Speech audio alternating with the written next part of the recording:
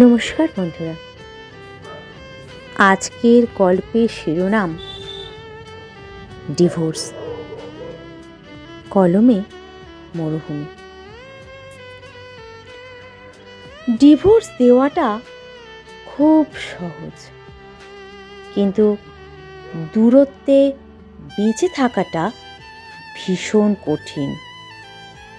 এই সত্যটা রুমি বুঝতে পেরেছিল দেরিতে।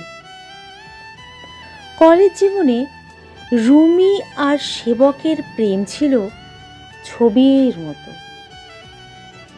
ক্যান্টিনের এক কাপ চা, লাইব্রেরির নিরিবিলি কোণ, আর ভবিষ্যৎ নিয়ে হাজার রঙিন স্বপ্ন। প্রেম থেকে পরিণয় সবাই বলতো ওদের জুটি পারফেক্ট। বিয়ের পর প্রথম বছরটা কেটেছিল হাসি আর পরিকল্পনায়, কিন্তু দ্বিতীয় বছরে এসে হঠাৎ করেই জীবনে ঢুকে পড়ল বর্তমান সময়ের চাহিদা, চাকরি, প্রমোশন, সোশ্যাল মিডিয়ার তুলনা আর অদৃশ্য প্রতিযোগিতা। সেবক রাত দিন অফিসে ডুবে থাকত।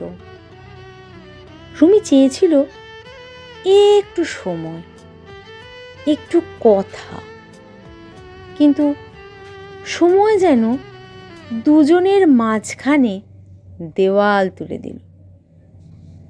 মোবাইলের নোটিফিকেশন আর মিটিংয়ের শব্দে চাপা পড়ে গেল তাদের সম্পর্কের ভাষা।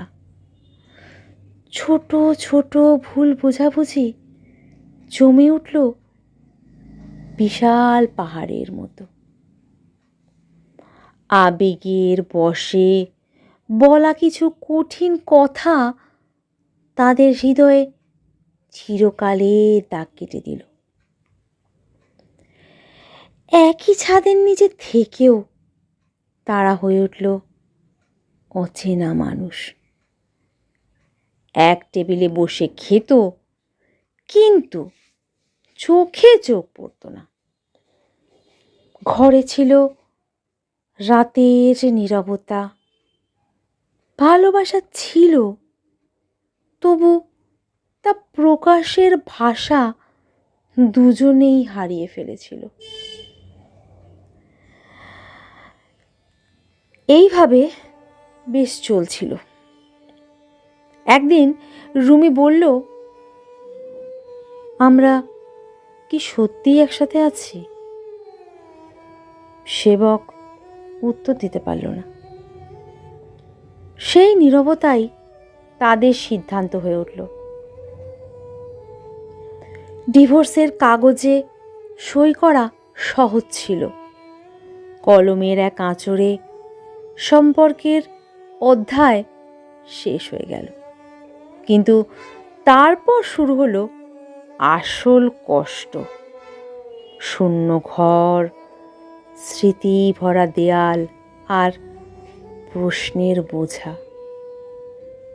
রুমি বুঝল, ভালোবাসা শুধু শুরুতে আগুনের মতো জ্বলে উঠলেই হয় না, তাকে বাঁচিয়ে রাখতে হয় সযত্নে।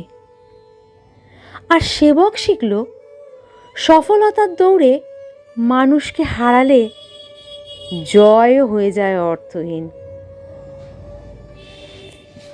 এই গল্প শুধু রুমি আর সেবকের নয়, এটা বর্তমান সময়ের অনেক সংসারের প্রতিচ্ছবি, যেখানে আবেগের ভুল আর জীবনের চাহিদা মিলে অন্ধকার নামিয়ে আনে ভালোবাসার ঘরে।